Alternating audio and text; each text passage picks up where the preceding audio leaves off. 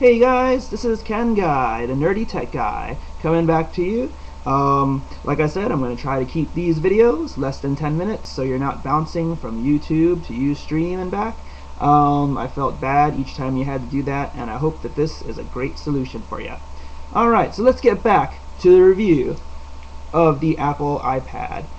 It's been about 3.5 days I've had this. And what have I told you already? I've told you about the iBook readers, or the ebook readers.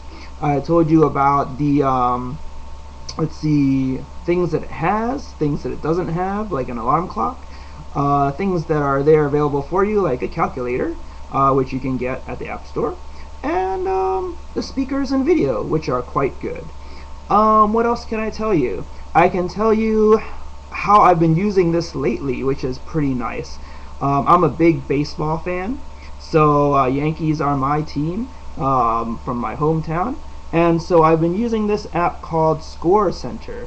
Let's see, here it is. Yeah, I've searched for it already, ESPN Score Center, and I can't tell you enough good things about this. If you have an iPhone or an iPad and you haven't tried ESPN Score Center yet, do it. It's really good. Let's see. So yeah, the last game that I looked up was yesterday's game against my New York Yankees and the Boston Red Sox. And as you can see, the Yankees won 3-1. And let's see, what I like about it is just a really nice, clean app. You can see that, right?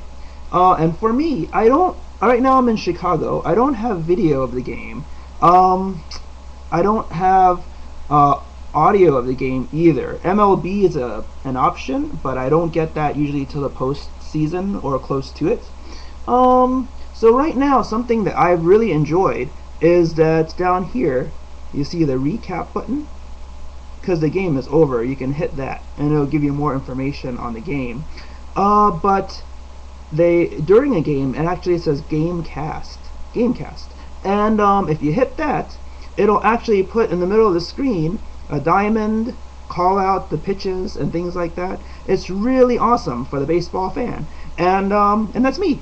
So for 2.5 hours at a time, I've been using the iPhone. I've been watching the Gamecast on this ESPN app, and I've got to say that I really enjoy it. I used to do it on the iPhone, but it was very cumbersome, and the battery didn't last very long if I did that. And those of you with an iPhone know what I mean. The battery gets chewed up a lot when you're online.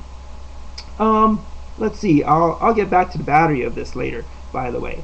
But let's see, let me close this over here, because I just want to show you a little more. If there's one thing that I can really just recommend for the iPad or iPhone, it's this Sports Center app. It's got my team's screen up there now, and as you can see, if you can read those, I follow cricket as well. I'm a big fan. So the Australia-Pakistan game is coming up on May 2nd, and West Indies and England on May 3rd. But let's see, the next scheduled Yankees game is tomorrow against the Tampa Bay Rays. They've always given us trouble. But anyway, let's go on. So what I like about this app, and partially to show you just the beauty of this screen actually, is this is the iPhone app, and I can shrink it down. So as you can see, this was the original size, and I've enlarged it, and when you see it for real, it's a little bit pixelated, but not too much. So it's got baseball here, I have football next, I have Formula 1 racing, big fan of that too, a lot of European things, IndyCar, and like I said, cricket as well.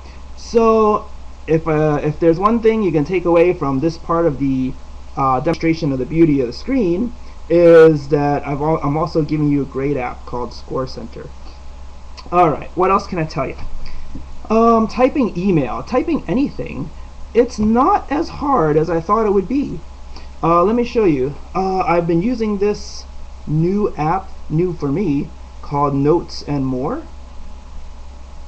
And basically, it's like a notepad, but when you start a new note, you can see how the keyboard comes up, and it's not that big actually. And the first day I reviewed this, I said that I really liked the iPhone keyboard a lot better on its side. But this has turned out to be very easy to use as well. You'd think it would be a little strange being flat, and then also just having the buttons so close together. But you know what? For me, my fingers are very long, and it's a funny thing. For me, I used to type with all 5 fingers of my left hand, and for some reason only 3 fingers of my right hand. So, and that's about all you can fit on the screen of this iPad.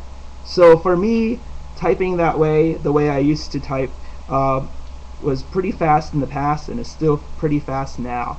So yeah, it's a little strange, but it works well. And I just thought I'd let you know that I thought I was really going to hate this and would have to, you know, maybe get that external keyboard. But I don't. It's really good. I've written long notes with it. I've written emails, and it's really something that you can use. So I just want to let you know. Let's see. So is this a giant iPhone though? I've got my iPhone right here, and I've got the iPad here. And yes and no. It is a giant iPhone because it works exactly or almost exactly the same way. You can see the icons are set up. They actually let you fit 2 more icons at the bottom, which is nice. But everything runs like an iPhone, and part of that reason, they said, I think, was for familiarity. And it is familiar to use and easy to use. But you know what? It's not like an iPhone because it does a lot more than that. And I guess I'm starting to figure that out as I use this more and more. I have to admit though that you know that I have an X61 Lenovo tablet, and I do keep that back there too, and I keep that really close just in case I have to watch Flash video or something. But I have to admit, for today, it's a Thursday, and it's about 3 o'clock almost, and it's still closed and turned off. So I've been using this more and more, and it's becoming well, more useful than I would have imagined it would be. So I'm just letting you know that now. And let's see, it's turning my mind a little bit. It's turning me around a bit on what I had originally thought about it. Let's see. Yeah, so if I had to rate it for you, I'd say that with all the apps and with video podcasts and things like that, I probably use it, you know, even Facebook and Hootsuite, I use it about 75% of the time, and my laptop's gone down to about 25%. Sometimes it is a tablet, my laptop, so I need to use the pen interface, and I have not found anything good enough for this iPad yet. I have a pen actually that I got from China, and it works with the iPhone, but for some reason it will not work with the iPad.